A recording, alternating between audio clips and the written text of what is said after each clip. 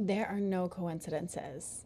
And your higher self sent me to your timeline because they want you to know something. And they want you to know the 3 ways that you can reclaim your sovereignty and be a rebel right now. All right, let's get into it. So, if you found me, it's likely because you're a burnt out mom, or a people pleaser, or somebody that regularly takes care of everybody else and not themselves. And I'm coming to you right now from a bathroom while I am packing up this Airbnb I've been staying in to go stay in another Airbnb, which is a much longer story. But I'm going and scheduling a month for myself in Harper's Ferry by the woods and by powerful river portals to literally sit still, relax, take care of myself, write, make art, and spend the days doing things that bring me joy. Also, I'm a light worker and I'm doing grid work, so I end up in places that are powerful portal energy areas, and I'm healing land and healing.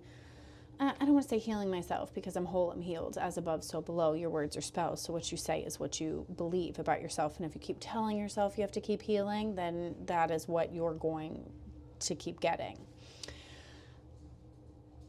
However, 3 ways you can be a rebel, reclaim your sovereignty. Rest. Rest. Rest and stillness. How is that reclaiming your sovereignty? Let me ask you a question. Question everything.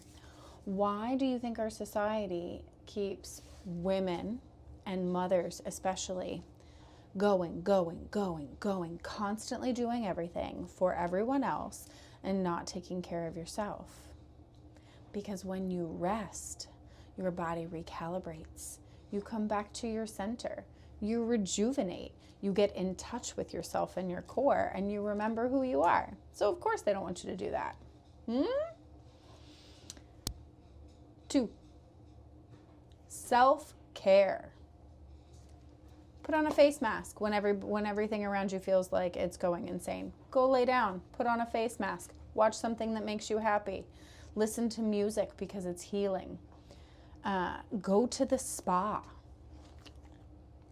Hi, the spa. Spend time with your animal. The spa.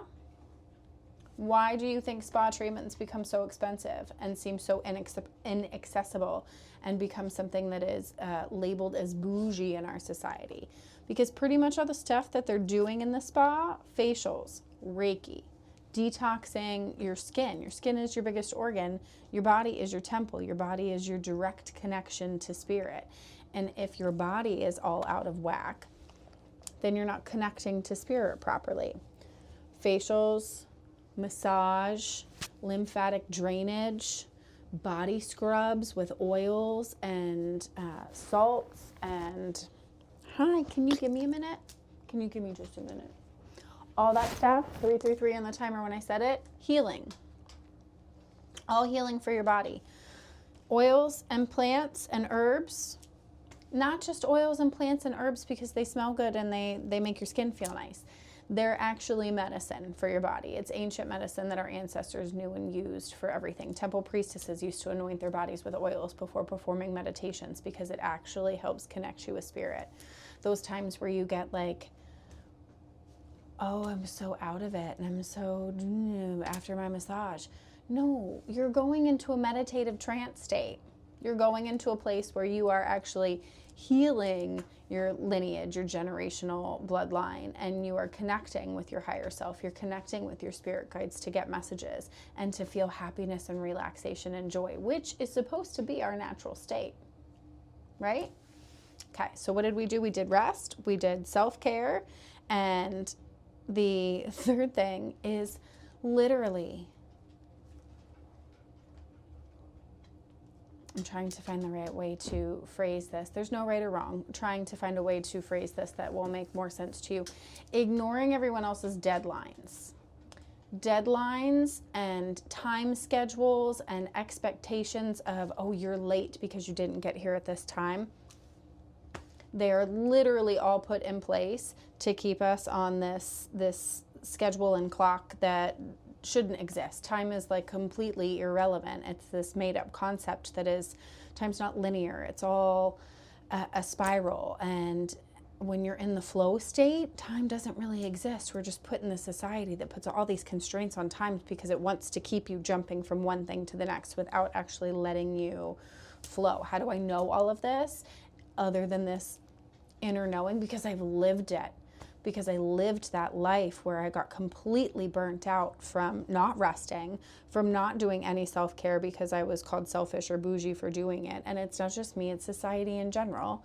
And because I was so strict on this time schedule that I never relaxed into anything, and everything had to be perfect, and everything had to be exactly in that expectation that you wanted it, and if it didn't, then you were upset by it, or it just ruined your day and it took you down into lower vibration.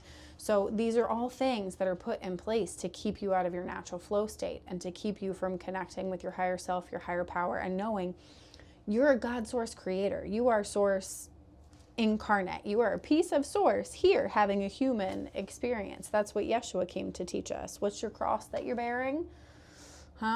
What's your cross that you're bearing? My cross in my generational line has been being raised through Roman Catholicism and this Southern Belle, Southern Baptist, steel magnolia mentality where you keep everything inside and don't let it out. Be a rebel by taking care of yourself. Because when you take care of yourself, you're taking care of the collective and you're taking care of everybody else. You also can't take care of anybody else if you're not taking care of yourself. What do they tell you on the airplane? Put on your own oxygen mask first, right? If you're dead, you can't help anyone else. Death is also an illusion, by the way. You're safe. Your soul is safe. You just jump into another body or you go back to your higher self. Like, we're living in an illusion. But we're here to embody it. Embody in the 3D to experience. So, be a rebel. Take care of yourself. Okay? You can do those 3 things for me. You're going to rest. You're going to do self-care. And you are going to stop feeling like everybody else's deadlines are a necessity. Okay? Get in your flow state and do what your highest joy is. Like if you have to set a timer for being at something, great, so be it. If you miss something because you were in the flow state, you didn't miss anything. You never miss anything. You're exactly where you're supposed to be when you're supposed to be there. And missing something means you weren't meant to be there. You are experiencing something different or something better or something that you needed to see. You attract what you are embodying. So, 808 on the timer when I said that. What would you like to embody? What would you like to attract?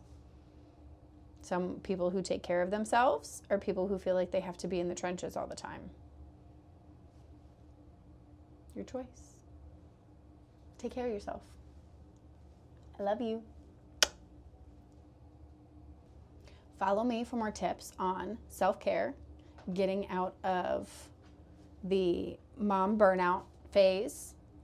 You don't have to be a mom. The burnout phase in general.